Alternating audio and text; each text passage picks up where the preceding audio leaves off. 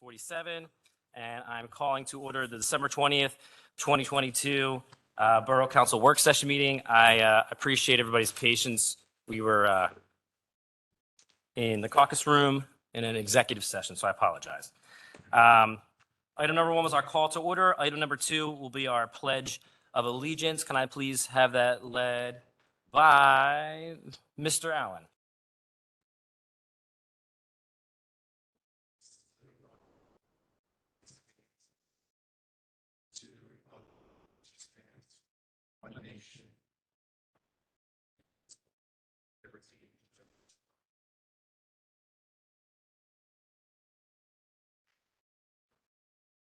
Okay, item number 3 is comments, suggestions, petitions by residents in attendance regarding items that are not on the agenda. I will remind anybody who wishes to speak tonight to come up to the podium, state your name and address for the record. This is being recorded.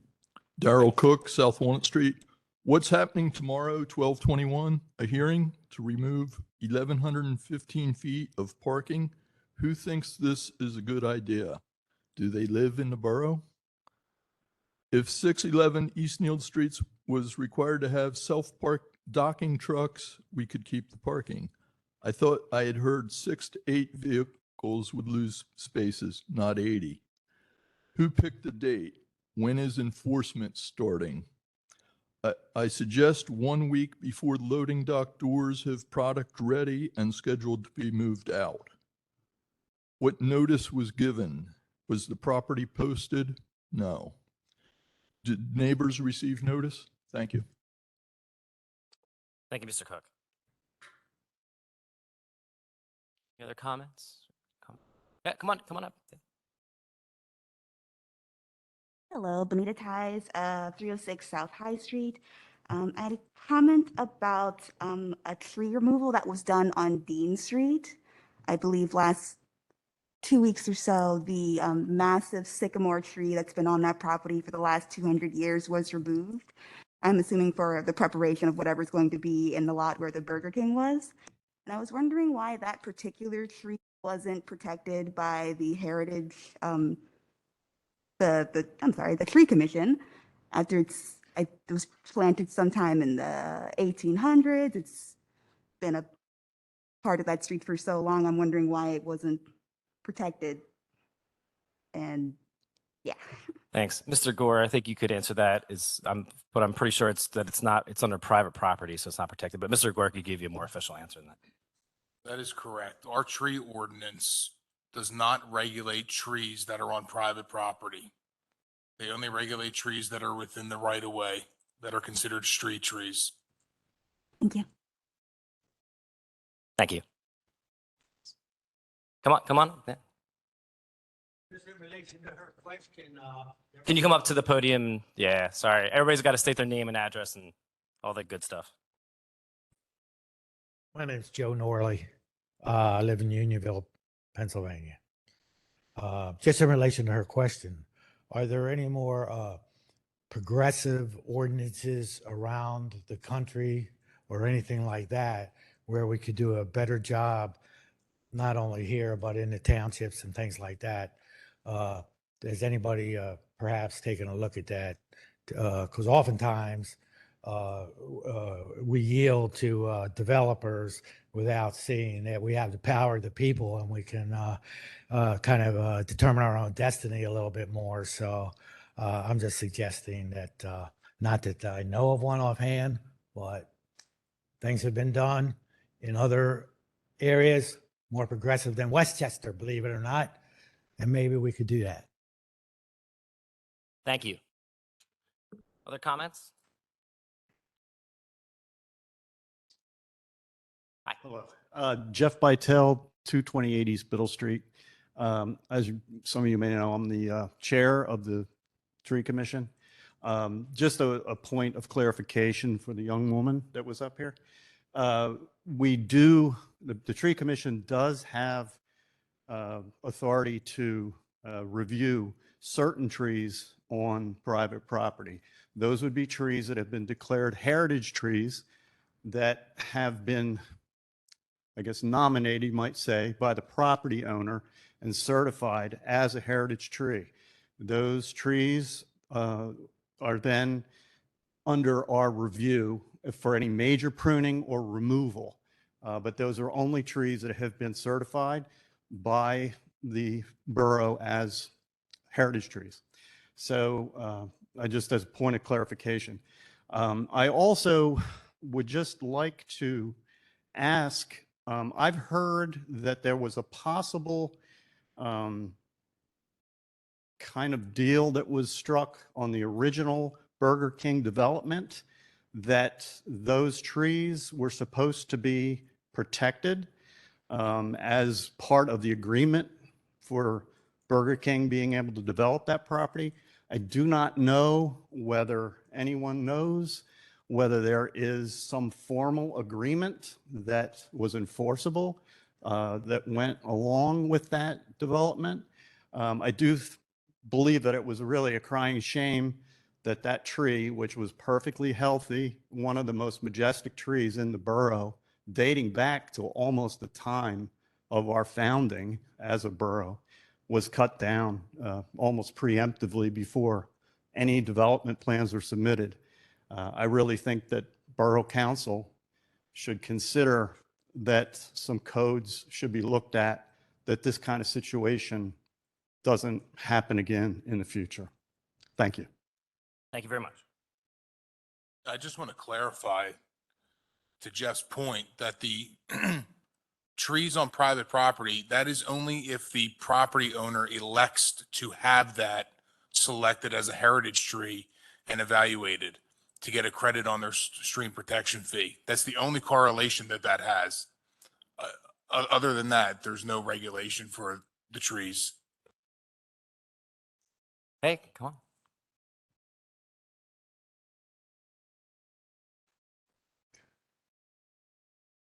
I just have a question. Aren't there regulations within zoning that you have to, you can't cut down all the trees on the property prior to a development plan, or am I wrong? No, I think you're wrong. There's no requirements for that. Okay, any other comments or? Okay, we're going to move on, and I'm going to make one slight change to the agenda because we're running a little late, and we have a lot of people here who are volunteering their time to interview. I'm going to move up item number 6 right now. We're going to skip ahead to that, to our interviews for some of our boards and commissions and committees. So we'll start, and I'll call up each person. We'll have a quick talk with each of them. So first we have applying for our Historic Commission from Westtown Township, Paul Vartan Sukisian, if I said it correctly.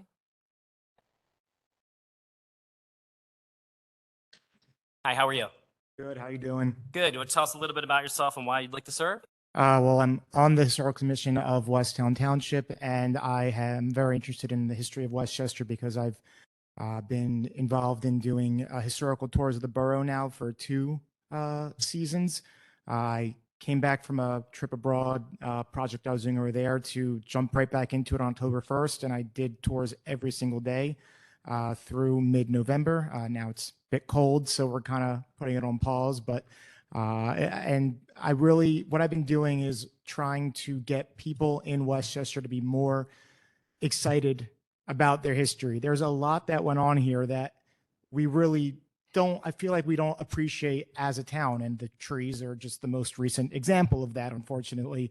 We take so much for granted. I mean, who knows that, you know, where we have the new fountains on Gay Street, General Lafayette stayed there, who is, you know, even if it seems irrelevant to a lot of people, I mean, everyone loves Hamilton and he's a big character in that. So, I mean, there's so many outside the box ways of getting people excited about what's going on here.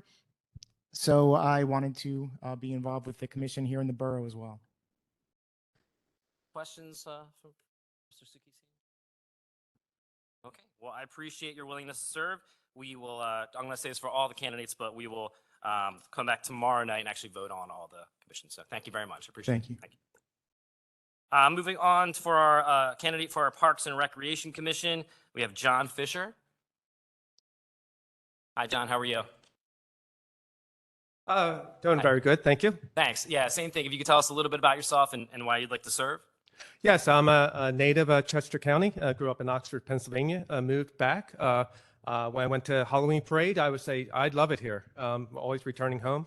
I live with my wife and 3 children on 216 South Walnut Street. The parks are the focal points for our communities. It's where our neighbors meet. It's where I was playing tag this afternoon with my kids at Bayard Rustin Park. So it's really the livelihood, and it's a focal point. I've seen a lot of great change since 1999 here with a new new playground at not Marshall Square, but Everhart. And you just see the huge community that's coming together of children's, and we have a intergenerational community, and with the growth, especially of the southeast quadrant, with all the new townhouses there, there needs to be that same level with Everhart and Marshall Square of high level of cleanliness, of historical property maintenance, and just bring the life back to some of the neglected parks of Westchester. Do you live on South Walnut? Are you in my ward? How far down South Walnut are you? 216. Up a little bit. Okay. Yeah. Bayard Rustin's a park that I regular with my kids, but there's not many people there, so I appreciate you using it. And do you have any, when it comes to parks, I think this has been a topic that I've kind of thinking about lately in terms of being progressive or not being progressive, and I don't know where you stand with that in terms of like amenities to parks or things that we could use it for that are kind of outside the box. I think what's the first step I would take would be to understand how they're currently being used. And then, I walk the town every night, basically. You'll see me on all the streets, just how I get my exercise. And our kids have played at the playgrounds of Everhart, and Marshall Square and Bayard Rustin and John Green. That's a, it needs some TLC. So as far as that, I take a survey of what the residents, including the new residents, all the townhouses, and then try to craft a vision. My background is I'm an engineer. I have my own aerospace firm. I employ 10 people, and we build weather satellites. So I'm used to proposals. I am used to getting federal money, just really engage the people and have that beauty of historical character without being overbuilt is the key. So it's a balance. Great, thanks. Questions?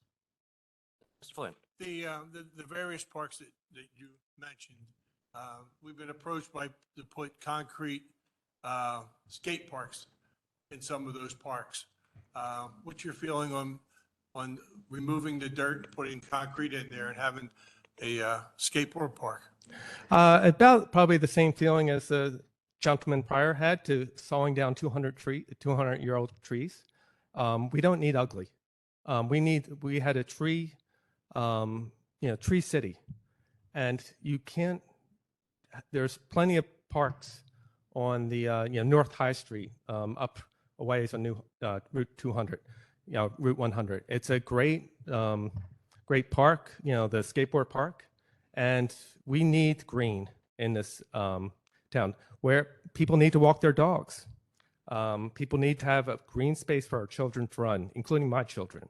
So it's something I will generally support, is bringing green and culture and a place for diversity to happen, especially in our quadrant where there's a multi-ethnic community. How do that community get together and enjoy each other? It's through the parks. Great, thanks. Other questions or? All right, thank you very much. Appreciate your time. Thanks. I just I'm sorry, Sheila. I'm sorry. I want to say one thing. I love most of what you said, but teenage boys and girls on skateboards, all different colors, is a really wonderful way to bring the community together. And I appreciate wholeheartedly the need for green and natural spaces. But I think setting out that age group that want to be on skateboards and want to be just together, to be together, is a misstep. I would just take that. Yeah, there is a basketball courts there. So there is a place for play and that community to get together. There's just an idea. Don't want to. If the Wyeth property is being developed, there's that's being paved over a lot for parking spaces. Perhaps there's a way that community could be, that area could be utilized. Thinking outside the box ideas, and that's what I do as an entrepreneur. I try to bring people together to create a vision and craft that, so that all parties, my boys are going to be teenagers in 2 years, so they love football, they love playing around, street hockey. So I definitely understand it, but this quadrant doesn't have enough green in it. You look at John Green Park, it's pretty much paved over. So if there was a park that was going to be put into a skateboard park, I would suggest that one. It wouldn't be as much change. Thanks. Yeah. Mr. McCoy. Yeah, I'll just speak to, I think what you're saying supports what the borough is trying to do with in this next year, trying to put together a master plan, which is what do all the parks have now, and long-term, how do we use them? It might include a skate park somewhere. So thank you. I appreciate it. Welcome. Okay. Anything else? Okay. Thanks so much again. Thank you. Okay. Moving on along to for application for our planning commission, we have Matthew Clapp. Hey, how are you? Good evening. Hi, everybody. My name is Matt Clapp. I live at 13 South Bradford Avenue. I was actually here a couple months ago. I applied for a similarly open position previously. I actually know the person you ended up choosing, and he worked with my dad at the County Planning Commission for many years, so I can say with confidence you made the right choice. I'm sure he's doing good work for you. I'm here today thanks to Dana, who alerted me to this opening. I'm back with the same level of interest and the same reasons. I'm a lifelong resident of the borough. I'm actually the son of a lifelong resident of the borough, and I want to see the Westchester continue to grow and develop sustainably, safely, and smartly. My professional experience is as an environmental engineer and project management professional, over 20 years of experience, developing, reviewing, and implementing plans for environmental construction and remediation projects locally and around the country, and also meeting with the public and local governments like yourselves to review those plans, answer questions, address comments. So I have some real world experience doing what the Planning Commission does. If you have any questions about my experience or my resume, I'd be happy to answer them. Otherwise, I appreciate the opportunity to meet with you again. So, Thank you. Questions for Mr. Clapp? Okay. Okay, Thank you thank very you. much. I appreciate it. Thanks. Moving on to an applicant for our Sustainability Advisory Ad Hoc Committee, Abby Caden. I said Caden right, or is it Cadden? I don't know. Cadden, sorry. Thank you. Shorter than him. So good afternoon. Thanks for having me here. I'm really excited about this opportunity. My name's Abby Cadden. I'm a borough resident. I live in the Northwest Quadrant. I've lived here for about 7 years. My wife and I live on North Darlington Street with our 2 dogs, and we've put down roots, so we're definitely here to stay. And in thinking about, being here long term, I've always wanted to find more time to volunteer and get involved in town, and particularly in local government. And so my educational background, I have a bachelor's degree in environmental studies and a master's in urban planning from Westchester. And my day job, 9 to 5, is I work for the Commonwealth as an executive policy specialist at the Department of Environmental Protection. And my role is mainly on regulatory development and working with stakeholders on a whole slew of environmental issues. So I've been doing that for about 7.5 years, and pretty much worked on every environmental topic that you can think of, from abandoned mine reclamation to land use and energy policy to brownfield cleanup and storm or drinking water standards. So pretty much the whole gamut. And I'm just excited to see how my experience in education can help the committee advance the work that they're doing already. So Great. Thank you. Questions or questions? Okay, thank you so Awesome. much. I appreciate Thank you. it. Have a good night. All right, moving on, we have 2 applicants for our library board of directors. First, we'll start off with Linda Graham. Hi. Hi. There's only 2. Sorry, I guess I'll mention One that didn't Lisa show Bryan up. is not here tonight, so she won't be interviewed. So Okay. sorry. Well, hello, my name is Linda Graham, and I live at 724 Mercer's Mill Lane, which is right outside of the borough. I'm an East Bradford Township resident. I walk into the borough daily, and I have been a part of the Everhart Park Friends Group in the last few years. I retired during the pandemic, so I have a little bit more free time. So that's why I thought I would apply to be on the library board. I think you all got my resume, and I've been a librarian at private schools for 20 years. And before that, I worked for Sunoco for close to 20 years. So it kind of melds both my BS in business administration along with my librarianship.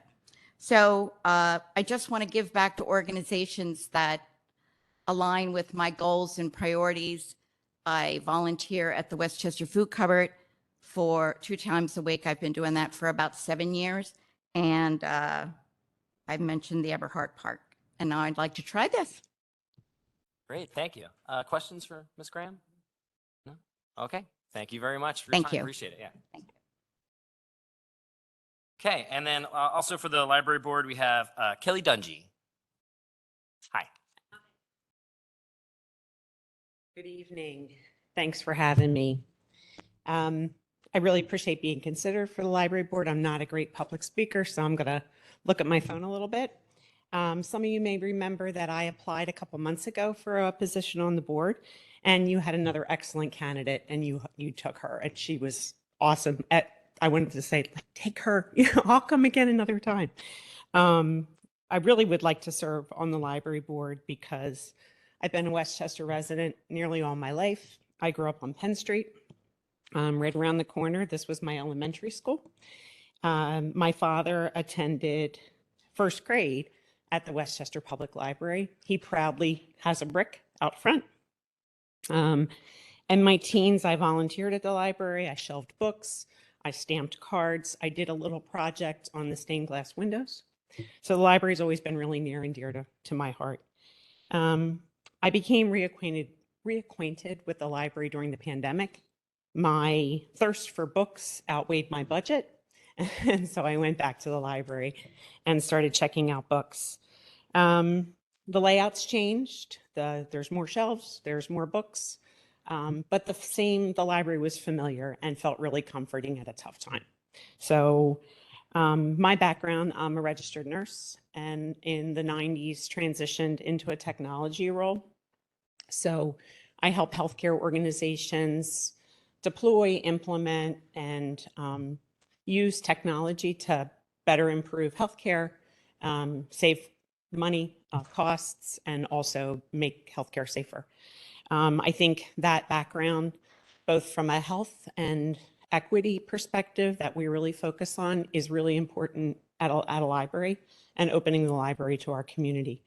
Currently, I work in a not-for-profit. It's a federally qualified health center where we serve underserved communities. I'm really passionate about that and making sure that those communities are represented well. I think that's most of my notes.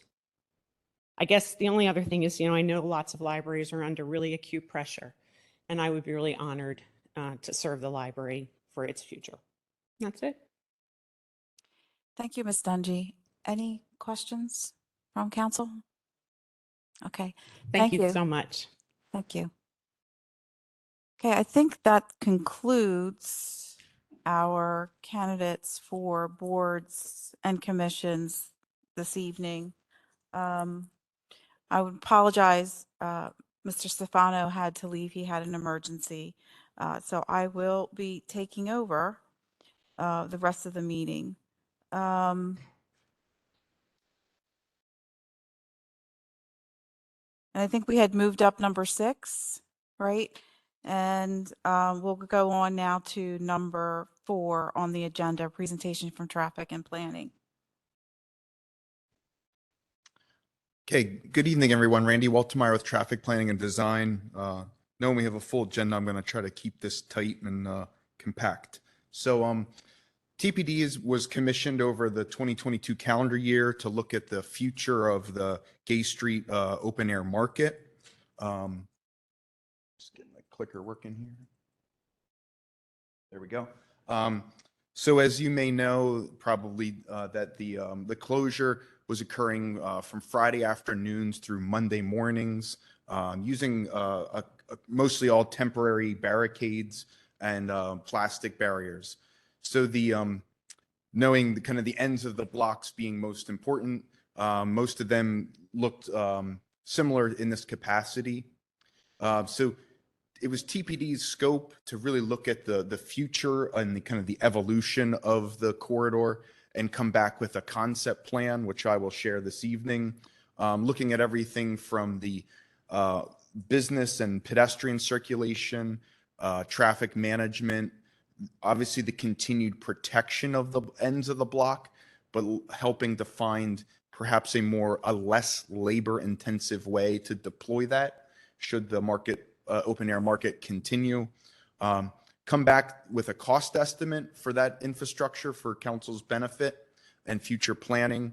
Procedurally, we have convened an ad hoc committee combined of staff and council, police, fire, the bid, public works.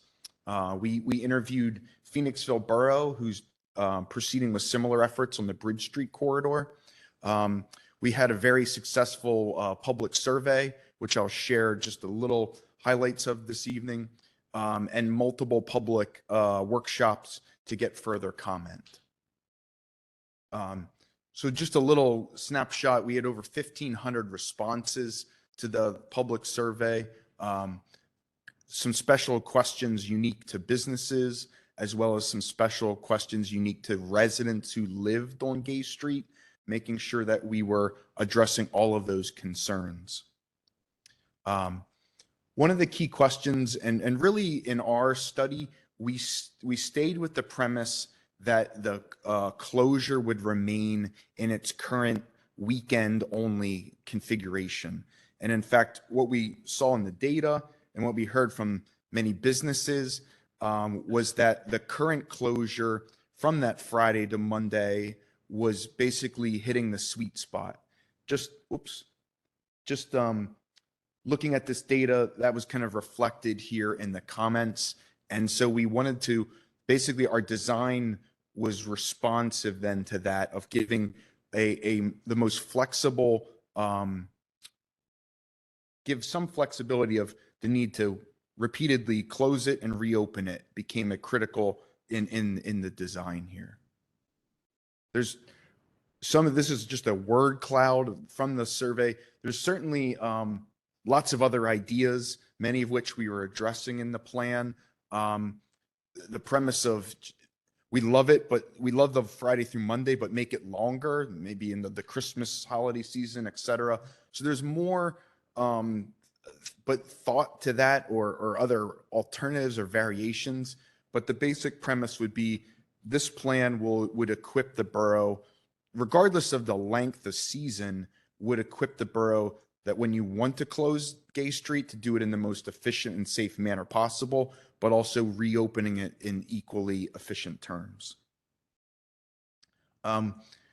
We did look at a variety of protecting the block ends and looking at both safety and the portability, as well as the constructability or feasibility thereof.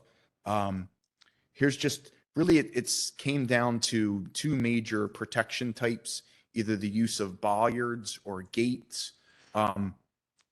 Ultimately, we found that bollards were especially challenging from the need of putting multiple foundations across the roadway.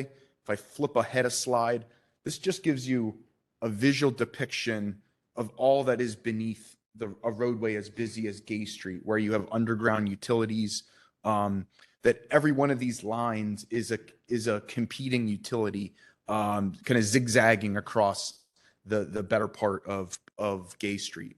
So we actually found that bollards could be feasible, but the use of the most shallow foundations possible. You could thread the needle through all those utilities, but it's not to say it would be easy. What really the selling point of the gate alternative was that the deployment of them could be done very quickly and inexpensively.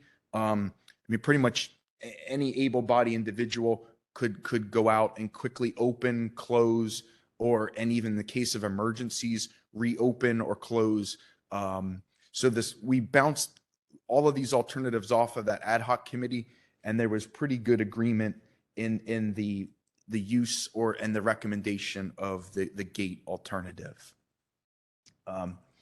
Next, we knew and has been already articulated, the borough is a unique historic setting, and so we didn't want to just come to you tonight or throughout with just an off-the-shelf kind of everyday gate. So we spent a lot of time in thinking about the aesthetics and making sure to come back to youth in this concept plan with something that would match the borough's character. So just picking out, we certainly recognize that protecting the easternmost end of the Gay Street closure would be most critical. It's the spot where vehicles could gain the most speed, and in a threat, the threat of there being a vehicle hitting that barricade is the greatest. And so we wanted to spend some time in using that. It's also, as you can see, a spot where Gay Street is already neck down and narrow through its streetscape design, and so it provides a nice opportunity. So this photograph just flipped the other way, and so this shows the existing condition, and this now shows a rendering. So the use of brick column, the elevation of the light standard, which would remain and used there, and then the gate structure that then would be, and then here's a rendering of it in the open condition. And notably, you see here, there's no disturbance to the street and the underground utilities across Gay Street. So it really served as one of the selling points for the concept. On the cost side, this is kind of a rundown that we did put a cost that at the ends of the block of the closure would be a higher used gate capable of basically stopping a garbage truck or a vehicle could hit that at 45 miles per hour, and it would bring it to a halt. And so whereas in the interior gates, there's really not the need for such intense design, and that's where you see a little bit of a cost reduction in the interior gates. But with the columns, the light fixtures, the end gates are about 115,000, and the interior ones at about 92,000. Now, just the gates themselves don't really complete the picture. We really saw through discussion the need and use to think of Gay Street when closed as more or less a park in and of itself, thinking like Times Square or other areas, that there's really a need for more activation. So as you can, this is a photograph from this summer where there's just the restaurants alone don't perhaps provide enough activity and movement and vitality to the corridor. So the premise of the activity zones would be there are these spaces where other things could occur to bring activity to the Gay Street corridor.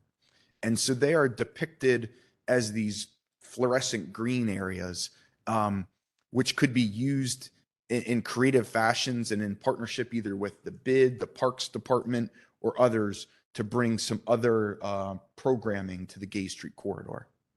In fact, at our October meeting, we had kind of this idea wall of everything from community events, wine tasting, Pride week or month, Oktoberfest. There's really, these aren't officially TPD's recommendations, but it just gives you a nice cross section of a diversity of ideas, really trying to make Gay Street for everyone. And that might not be every weekend, every block, but just the opportunity is there for creativity, for programming, and for partnerships through the Gay Street corridor. We, at the same time, another thing we looked at was making sure that the Gay Street corridor, again, for all abilities, would be ADA accessible, especially the challenge with how the corridor was the streetscape, the sidewalks are raised above the curb area. A product like this really would perform well and be deployed through the weekends so as to allow wheelchair-bound individuals to access the streetscape more easily. And so they became a recommendation where needed to provide full accessibility throughout the corridor. And in fact, at 6 locations, we were recommending their deployment, and at 2 of the mid-block or the segments already have adequate curbing or curb cuts to allow accessibility to the streetscape. So this pulls all of those elements together, the combination of protection as well as accessibility, programming, and bringing kind of what we see as the best of Gay Street all together. You all have a copy of the concept plan, and this really does bring together the combination of the gates, the activity zones, the accessibility pads that we find then really pulls together all of those critical elements to the corridor. So as you pull that together, on the cost side, just the raw materials is about $830,000 plus some contingency, inspection, and design. Really comes out to about 1.2-1.3 million for the full concept. We work routinely with our municipal clients on grant opportunities, and so I'll just walk you through quickly. This is just all of these opportunities will be out this coming calendar year, 2023. Just to take a quick run through, there's the multimodal fund, which comes out in July. You can apply for design only, so taking that 125,000, the borough would only pay 30% of that. And then the following year, 2024, after plans would be completed, the borough could come back to both the county has a program, the community revitalization, and matching that against another grant, again, going back to the multimodal fund. Pretty much this would show a path where the borough would only be picking up that first 37,500, and the rest of the project would be funded through grants. So I'm not here to say that that's the only way to fund this project. This does come at somewhat of the trade-off of time that you would be, this probably takes a 2 to even 3 year period to get through the funding. Because honestly, if you apply in July, you'll wait till Thanksgiving or Christmas just to hear if you got the funding. And then so this is probably the scenario where the borough pays the least, and then the trade-off becomes longer time to deploy. There are other ways to get to the finish line more aggressively, but would likely come with more borough expenditures in order to get to that end goal. So pulling this all together, kind of this kind of is the conclusion of the plan, and would open up to your questions or discussion. Okay, thank you. Any questions?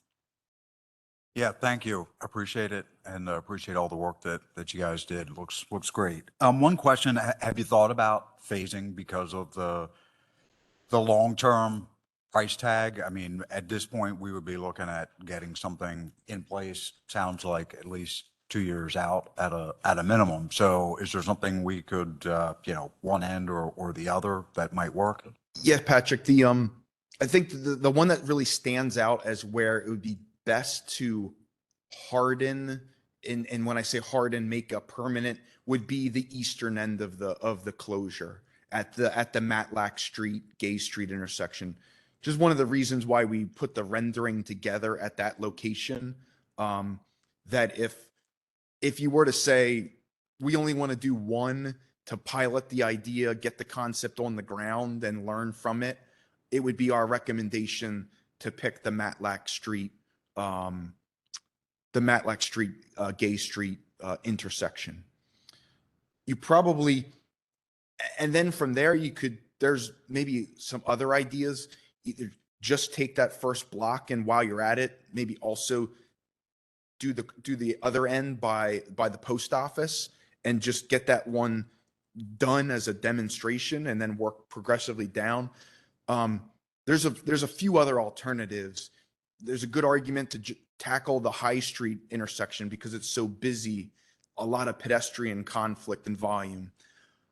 Any of them I would recommend would begin with Matlack Street first, and then as budget would allow, if you want to do two, there's some opportunity. If you want to do all of the High Gay Street plus Matlack, there's good.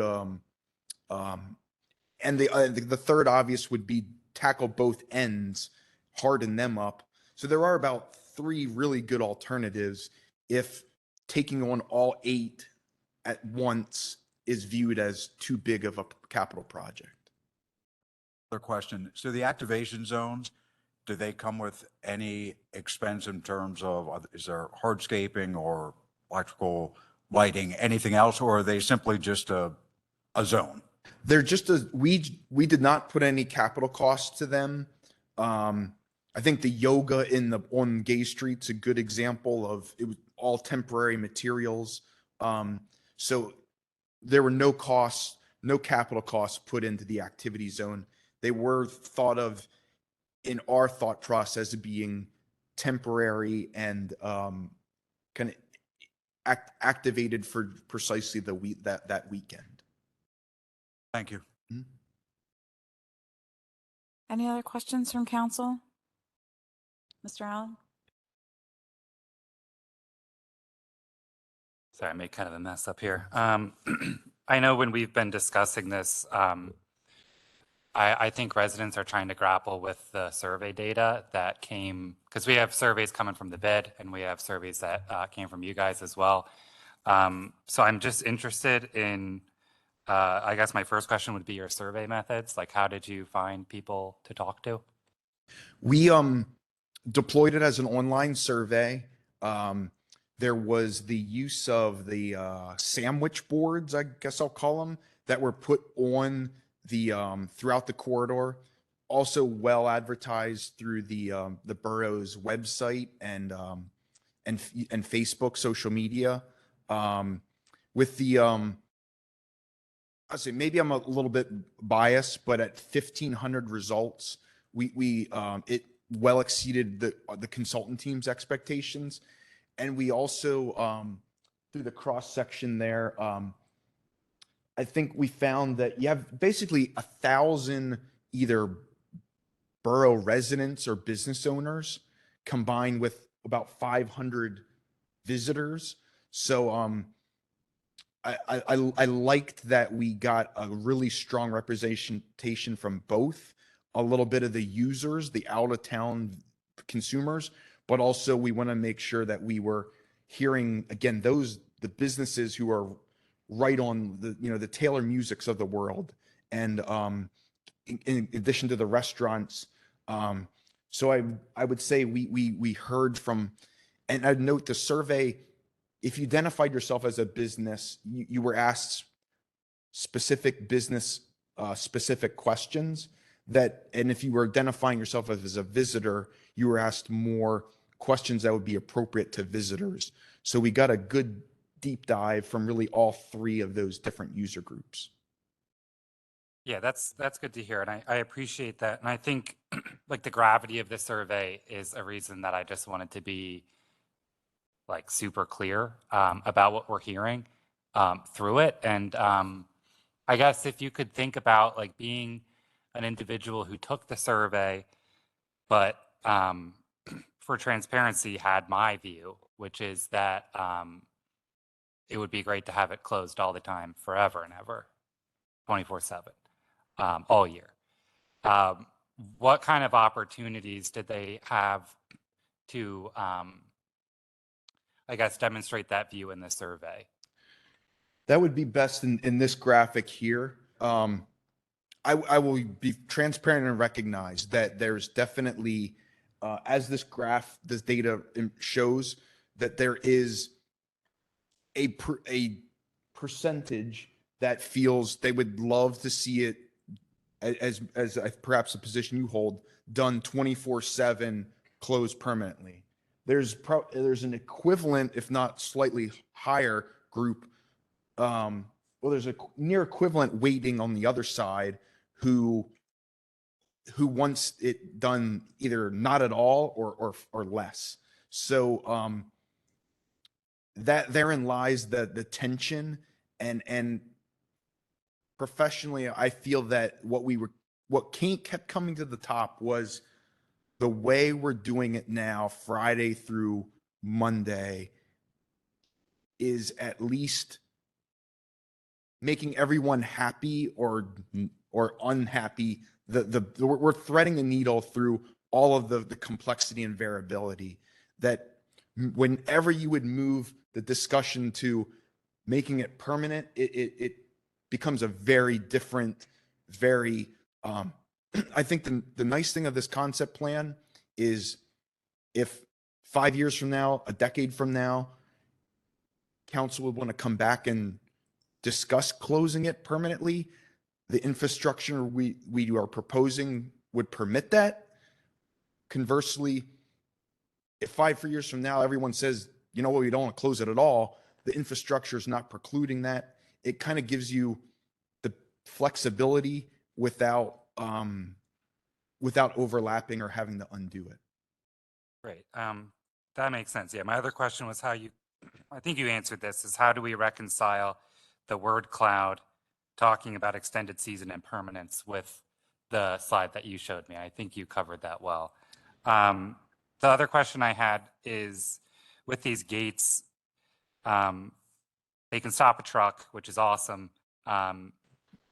One thing I would worry about is like, is there, like if the gates were open and there was just regular traffic and there was like a car accident that happened,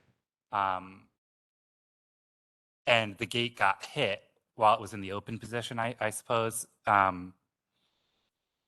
is that the kind of structural damage that is going to like prevent that from being able to stop a truck in the future? And if that is the case, like what are we talking for like replacing anything that might need to be fixed? In the open position, they more or less perform like a guide rail would. In fact, they would actually protect pedestrians even better than in currently. So the replacement alone, the gate itself is about 50,000. So in the striking of that would be the replacement expense. I think that's it for me. Thank you. Any other questions? I just have one question, and it's around how quickly those can be, playing on Mr. Allen's use case, in the event that the gates are closed and there's an emergency on the inside, how quickly can they be opened and closed for emergency services?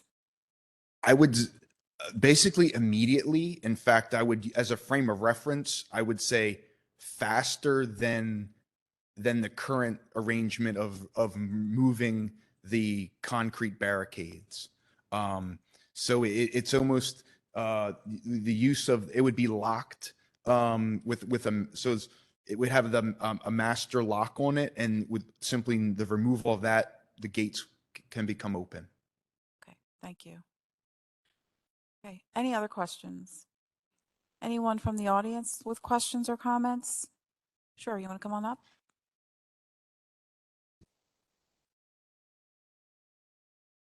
State my name, all that kind of stuff. I'm Alden Ritchie, West Goshen Township, also Westchester University. So in terms of like, we're going to the university, students do a lot of stupid stuff as like terms of like jumping into, rivers or, into the fountains and things like that. And I see this as a potential for, students to like close this. Who would have authority to open and close that? Who would you think would be responsible for that? Good question. I will not comment on the stupidity of university students, but understanding, yes, that the keys would be restricted to public works, fire, police, and others as appropriate. Thank you. And just to clarify, they would also be locked when opened. Yes, that the bollard that you see.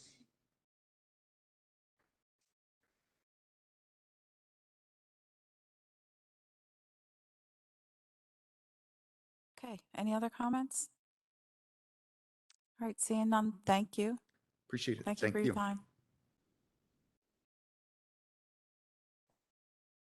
And on to item number 5, discussing the leasing option renewal with SEPTA and the sublease option with the Westchester Railroad Company. Mr. Metrick? Thank you. If I could take this opportunity to set the table for this issue. Drafted a memo that I sent around to council regarding the lease renewal yesterday. As for background information, for those of you listening, the borough's leased certain real estate and facilities from SEPTA since 1996, and in turn leased them to Four States Railway, doing business as Westchester Railroad. And that's the railroad that we all know that operates the tourist trains on weekends and for special events. And they're not just any operator. That operator has to be approved by SEPTA in order for the borough to execute that sublease. The current lease that's before council is a 15-year lease that was enacted in 2008, and it is due to expire on June 30th, 2023. So the borough has an option to renew this lease. The window to do so is open, and we have to make a decision by April 1st, 2023. So therefore, council needs to consider and approve a motion to renew the lease no later than its March business meeting. So I think the time is ripe to discuss this. And although lease negotiations are things that can be discussed in executive session, I think it's appropriate that we do it out in the open, since there are so many interested parties in this conversation and connected issues. I want everyone to know that I've been having conversations with emails and meeting in person now on several occasions with members of the Rail Restoration Committee. Thank you for your time. Some of them are here tonight. Leadership from the Railroad Development Corporation, which is the private company that is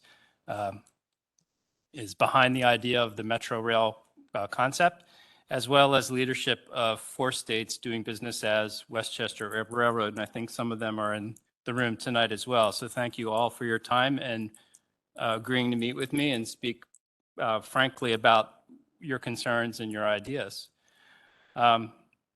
So I'm going to go through kind of where I think things are right now and present some questions to council. We have people from Westchester Railroad who may want to speak. We have people from the Restoration Committee in the room who may want to speak on this issue, and they're welcome to do so at the public meeting.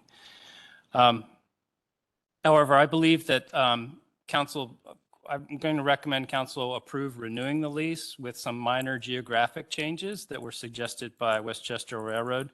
These changes have to do with SEPTA's recent expansion of service to Wawa, rendering some clauses and conditions in the current lease moot. So I think that's a reasonable request. Whether council renews the lease for a one-year term under the option clause in the lease or negotiates some other length of renewal with SEPTA is a question council can consider. The way the lease is written right now, we can simply ask that the lease as written be renewed, and it would renew for 1 year, and we get to do that 5 times. And then the option to renew expires and you'd be forced into negotiating a whole new lease again. So I believe the lease renewal terms can be considered separate from the conversations and investigations we're having about the feasibility of Metro Rail and its ability to coexist with the tourist train.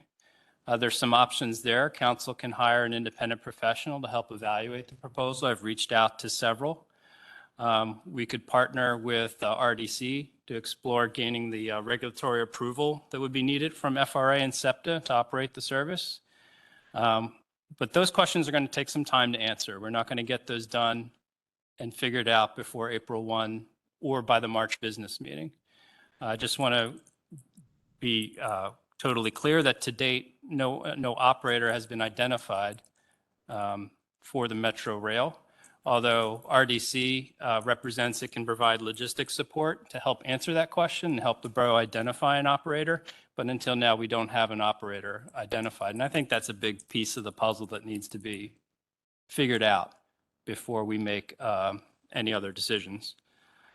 So I think until we get some answers from the regulating authorities that regulate commuter rail operations and concurrence from the owner of the property, which is SEPTA, the time's not ripe to alter the lease to accommodate commuter rail operations.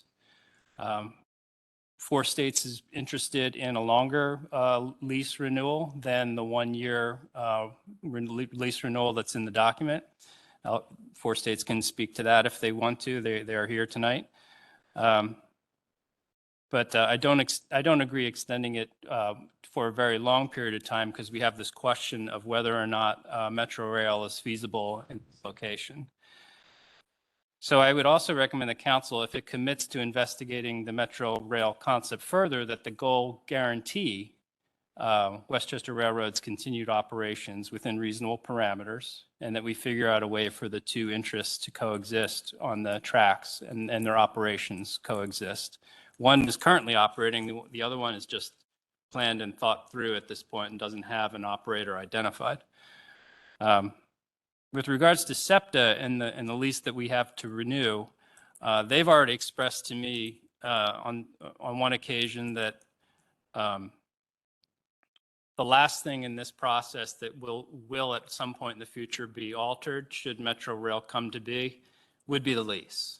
And I think if we get to a future point where an operator, the Westchester Railroad, SEPTA are all on board with the same plan, I think negotiating a lease is no problem because you have parties that are all in agreement about what needs to happen. And any contract can be altered when all the parties agree to go in a new and different direction. So I don't think the time is ripe to really get into those issues of Metro Rail versus Heritage Rail versus, to explore that conversation. I do think it's important for council to consider what term length they want to renew the lease with SEPTA, and to do so with some speed. We need to make a decision hopefully in January or February, or if you want me to get more information from SEPTA on any questions that could generate out of this discussion, I can get that together for you by January. But I think it's important that we start the conversation tonight and in the hopes of resolving things in time to do what we need to do. Thank you, Mr. Metrick. And also thank you for the due diligence that you've performed since we last discussed this issue, knowing that the lease was coming up in a very short period of time. Any comments from council? And just to be clear, what we want to focus on is the lease renewal with SEPTA, correct? And the railroad, the Westchester Railroad. There's two leases, one lease with SEPTA and then a sublease between the borough and 4 states, which is Westchester Railroad, which is the operator of the tourist train. Okay, thank you. Any comments in the audience? Mr. Flynn? Excuse me, the existing lease or the lease we'd be moving into, would it be harmful to put in the request that if and when the metro line does become viable, it doesn't have to wait forever to be discussed and moved on? Because we don't know when their funding's coming or when they get the reports. The only way Metro Rail becomes viable is with SEPTA's concurrence. So it's kind of, you've got your answer there. Yeah.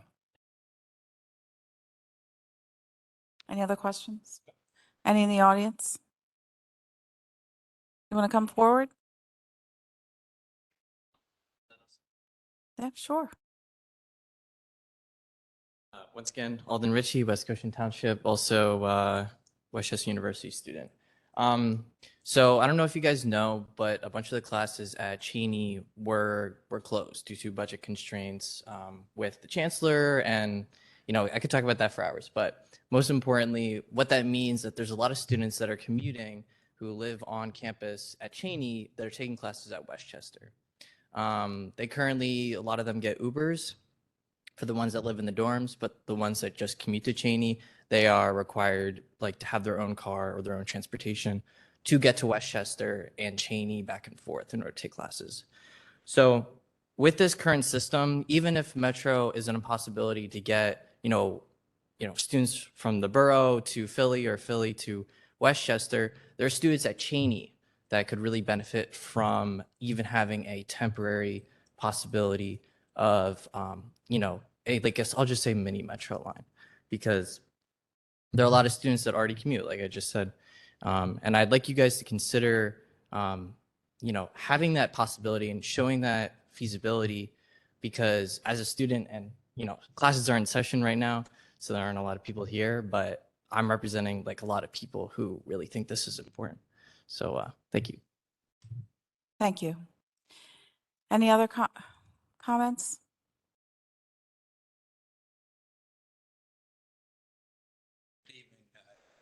And my name is Derek Slifer. I'm from Westchester Railroad, Forsyth Railway Service. Thank you, Sean, for your due diligence and everything. Thank you for meeting with us, and thank you for hearing us out. I just wanted to give a little bit of synopsis, about our railroad and what we provide for this community. We just celebrated our 25th year this year. So our railroad is, although it's a heritage railway, it requires a lot of work to run.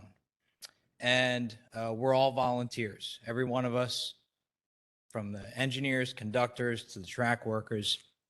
Over the last 25 years, we've hosted over 250,000 passengers that have come to the borough, that have patronized businesses, that have patronized this area.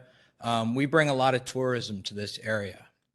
This year, we just finished up, we brought about 15,000 riders to the borough.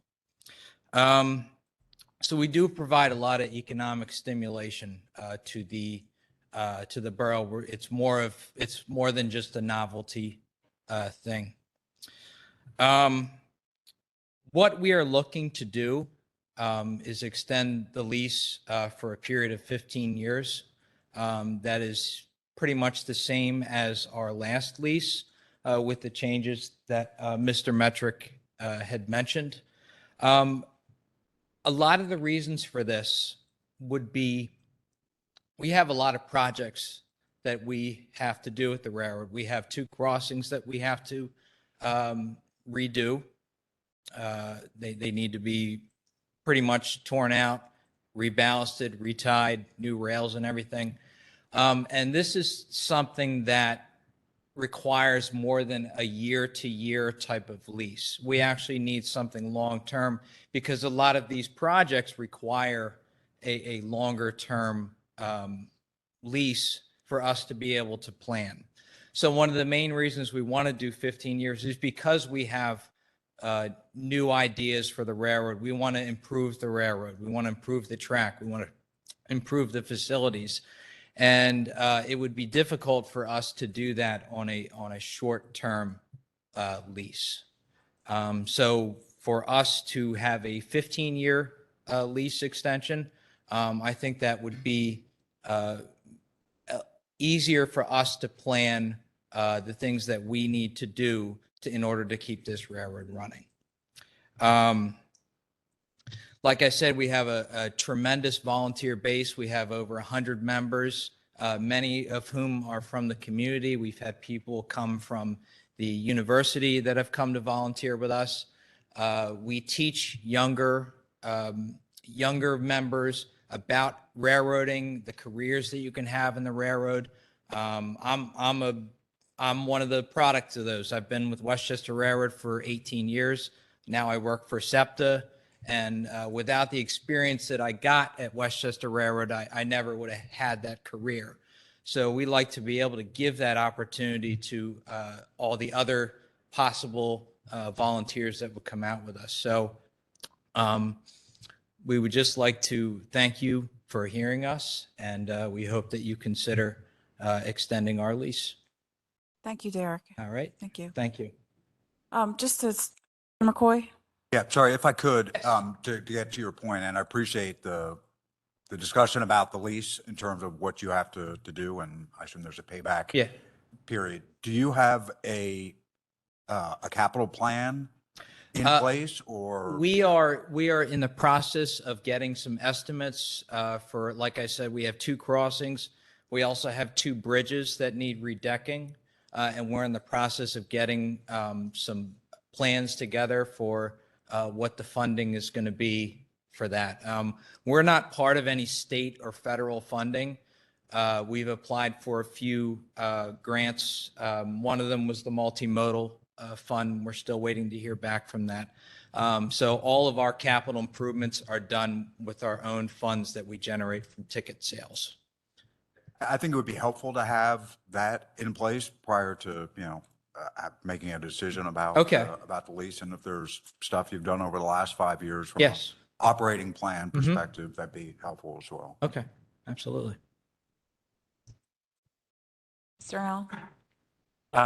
So if the 15-year lease were to happen, and let's just say SEPTA totally changes their mind, they're like, okay, we're going to restore rail service in 7 years from now. What happens to the historic railroad at that point? So in the current lease, there are terms within the lease that basically say SEPTA can reclaim their rights to the property and the track at any time. And they have to give, I believe it's 240 days notice. Of course, it would be much longer than that, I'm sure. The decision to restore rail service, commercial rail service to Westchester, I mean, we're not really here to discuss, or I'm not here to discuss that. I don't think that that's going to be an item that SEPTA is going to decide tomorrow. It's been on the docket for almost 30 years or more. But it is in our lease that we would have to surrender use of the property should they decide to reuse it for their purposes. And then the other question I had was, if we did the 1-year option and Metro gets off the ground,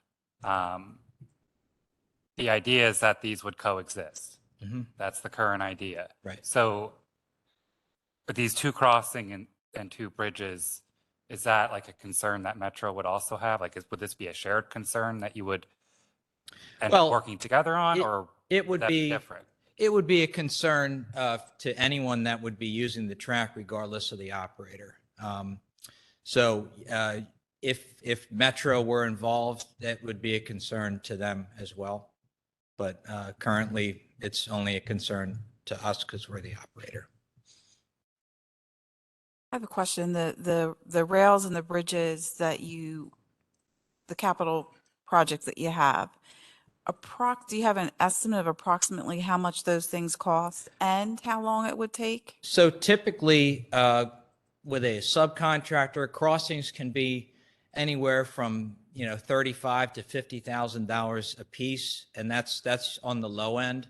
The bridges, we requested, I believe about 150,000 to do these projects. This would be ties, ballast, and we would be reusing the rail. So there is some substantial costs involved. And assuming you had the money, how long would it take? Excuse me? Assuming you had the money, how long would it take? The crossings that they would probably be done, what would you say, Skip? Usually about a month per crossing. And the bridges, we're probably looking about another month or two to do that work. And that would be with a subcontractor, not with our forces. Okay, thank you, Derek. Any other comments? All right, thank you. Thank you very much for your time. Thank you. Do you want to come forward?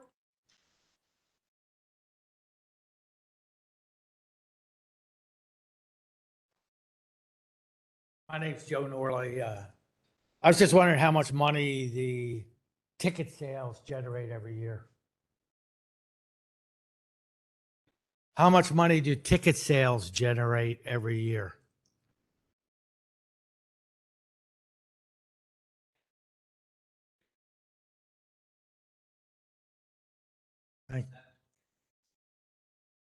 Thank you. Mr. Flynn? Derek, can you come up for a half a second?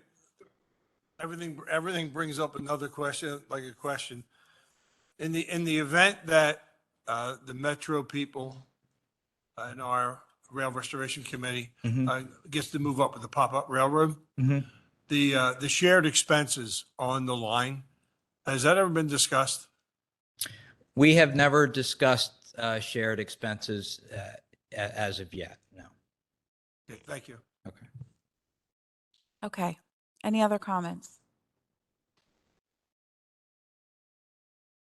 Mr. Metric, do we push this decision to next month, or do we make a recommendation tonight to vote on tomorrow? I think we can make our January would be a good timeline to make a decision. I think after hearing what we've heard tonight, if council has any questions they want me to investigate with SEPTA,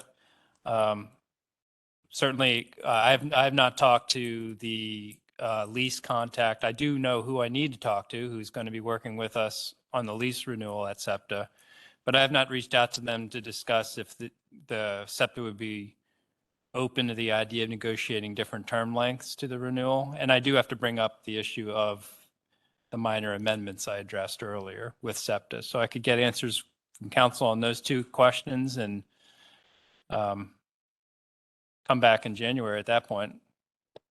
Okay. Thank you, Mr. Metric. Do you want to come up? Jordan Norley, East Biddle Street, Restoration Rail Service Committee.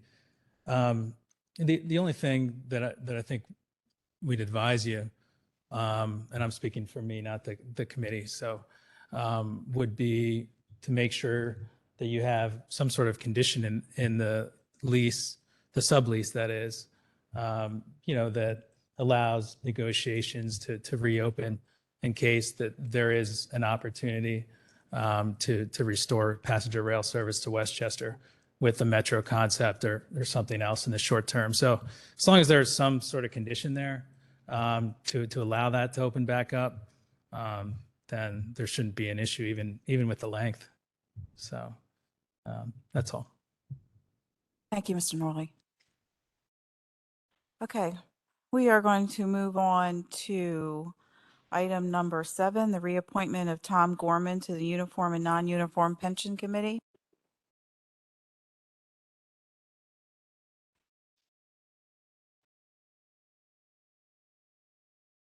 Or any comments on that, Mr. Metric? Ms. Dorsey, I would recommend council consider placing this reappointment on the consent agenda for tomorrow. Tom was one of the new, everybody was new this year, but he got the shortest term and wants to continue to serve. Okay. Any questions? Okay. Consent. For 8, consider reappointing the following members to reestablish the rail service to Westchester Committee. I think this was tabled from last month. Do we want to put this on consent or discussion tomorrow? Mr. Dorsey, I would like to put that on consent only because the fact that the Rail Restoration Committee is going to continue to meet. These are 3 integral people that are on the committee, and I see no reason why we don't reassign them. And I think we had our questions answered from last month. Yeah, we can move forward, I think. Okay, consent. Ms. Kelton?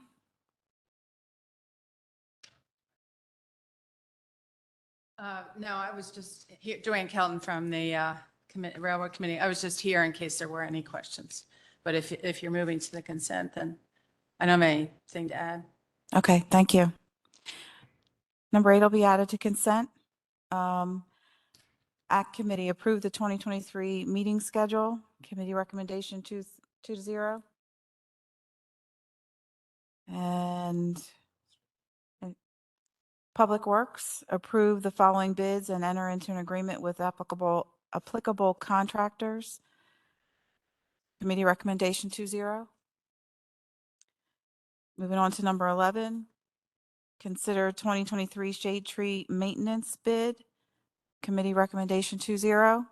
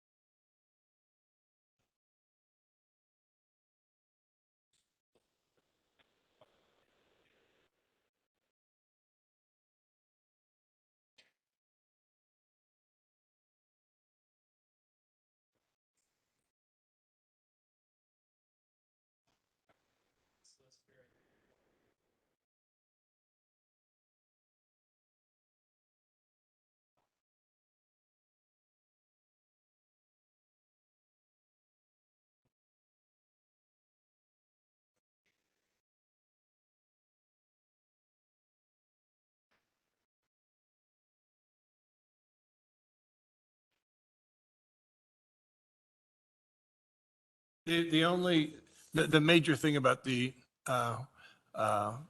recommendation, the shade tree people committee did not want to recommend the McIlvain, and neither did our arborist. But by law, we're bound to award it to the lowest qualified bidder. And Mr. Metrick and Mr. Edwards added back into the contract that they had to have a certified arborist when they're working in the borough. And I mentioned to Mr. Metrick and Mr. McCoy today that when we award the contract to McIlvain, we should get a current certificate from their arborist to make sure that he's up or she's up to date of all the requirements needed to fulfill the duty. And that was about it. And I'm tired. So there was wording that if they were found to not be up to par, we could. Yes, there's a bid bond. Thank you. Thank you. There's a bid bond there. So if they fall short, we can fall back onto the bid bond and use that money until we get another qualified tree person. Right. So if there is a concern, we are not locked in. If they are doing a good job at the lowest rate, we are still okay. Right. And if they walk away or they falter or they don't come, or we have to dismiss them for due cause, we have their bid bond to fall back on. And that was done by Mr. Edwards. So with those changes, the committee recommendation is 2-0, and we'll put that on the consent. Yeah, and I was not here, but I've been well aware of the issue, and I would be the third. So 3-0. Okay. Parking committee, proposed parking benefit for fire and ambulance personnel, 2-0. Sure. Could I just speak to what you just discussed? I was out of town, so I wasn't able to come to the Public Works subcommittee. I just want to let you know that, we understand, the regulations you have to abide by in your bidding process. But the tree commission is pretty concerned that this particular contractor may have some issues with them properly following safety regulations. Their website actually shows pictures of some conduct that kind of shows that they're not abiding by some of the federal safety regulations. And the local governments are supposed to make sure that their, contractors are abiding by these. Our concern is we did have a contractor several years back that some of the Friends of Parks groups like Marshall Square and Everhart specifically requested that contractor never step into their park again because they did such a horrific job butchering trees. So we're just very concerned that we're not getting ourselves into that same kind of situation. And our concern would be who's going to be watching them day to day. The consulting arborist is not full time. So, who's going to have eyes on this person? That's our concern, because we did have a really, really bad situation several years back, and it took us a while to get him out, and he did considerable damage, and we had to pretty much kind of throw him out of our parks. So that's all. Mr. Metrick? Thank you. I do share Mr. Bytel's concern. Not about any particular contractor that would be awarded a contract through this action of council. I have concerns about all the contractors that we award bids through, no matter what we do in the borough. Everybody has to be accountable.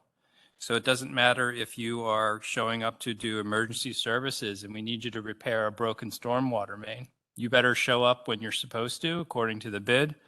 And when you do your work, it better meet our specifications. And we will be inspecting and monitoring the outcomes. The same is true for rain garden maintenance, shade tree planting, traffic signal maintenance, custodial services. They're all in the same boat. Anybody who does any work in the borough had better come here with their best game, because the staff is going to be watching and they're going to be making sure that they're, at the very least, that they're meeting the expectations of the bid, but also doing a good job. So that's my job. That's our team's job to make sure it happens. And I've heard you, Jeff, and I appreciate it. And I share those concerns. I want this work done properly. And knowing a little bit about trees myself in my personal life, I care about it. And I know what bad work looks like, and I won't settle for it. Thank you, Mr. Bechtel. Thank you, Mr. Metrick. Any other comments on that topic? Okay. Going back to the parking committee, approve proposed parking benefit for fire personnel. Any discussion? We think they deserve it. Yeah, I guess. Public safety, enter into a 5-year contract with Westchester Area School District for a school resource officer. I think Chief Moorhead brought this up last month. Committee recommended 2-0. Any discussion? Okay, consent agenda. Enter into 3-year contract with Good Fellowship Ambulance Company for EMS services. Committee recommendation 2-0.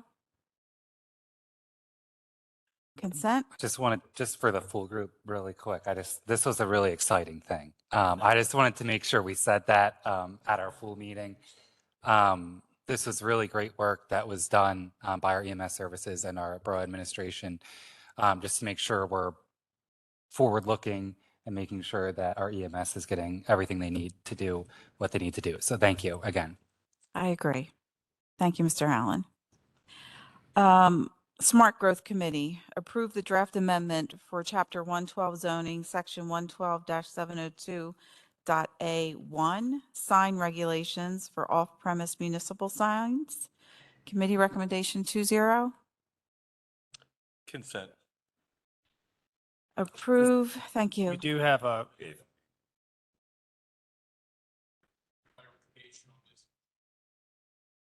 You were just approving the draft for us to advertise this ordinance. It still has to be sent to the county, which it was filed with them today, the County Planning Commission. They have 30 days to review it, and we still have to advertise this. So this is simply just for us to go ahead with that process. Thank you, Mr. Gore, for that clarification. It does say draft. Okay, number 16, approve the November 2022 HARB certificates of appropriateness. A, 122 South High Street. Proposed work is a sign. Recommendation for certificate of approval.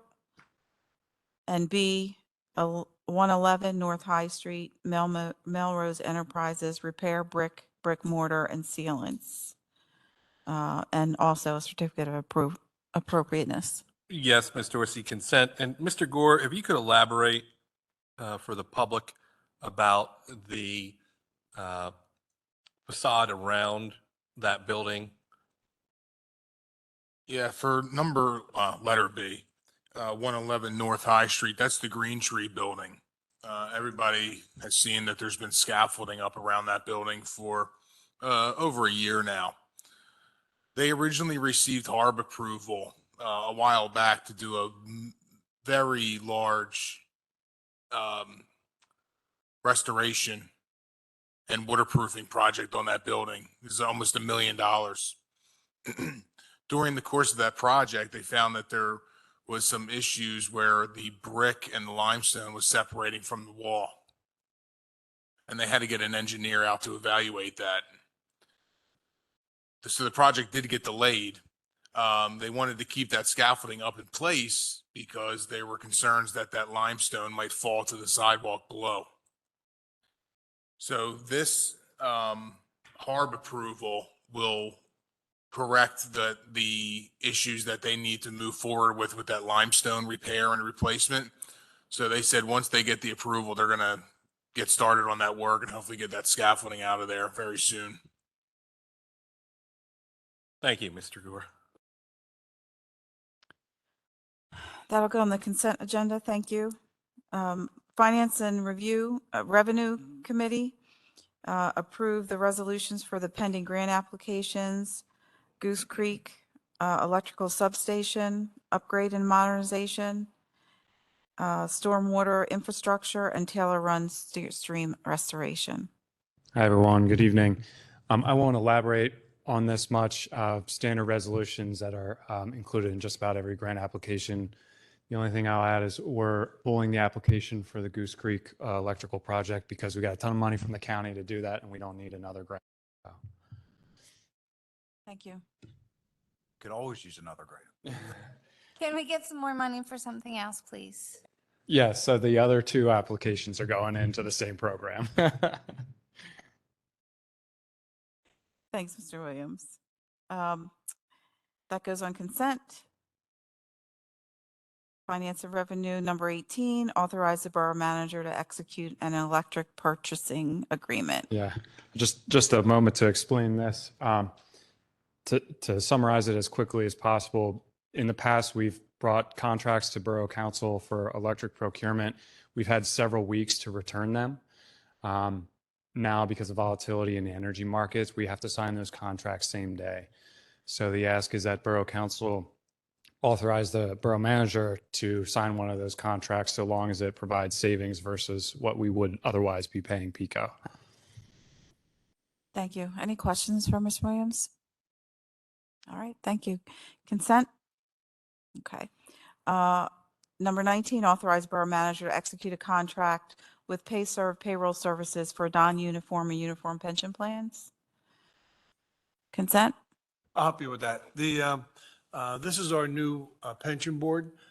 The RBC company does not have a payroll branch in their organization, but they do use a company called PayServe, which will send out the checks to the pensioners and the quarterlies. Okay, thank you, Mr. Flynn.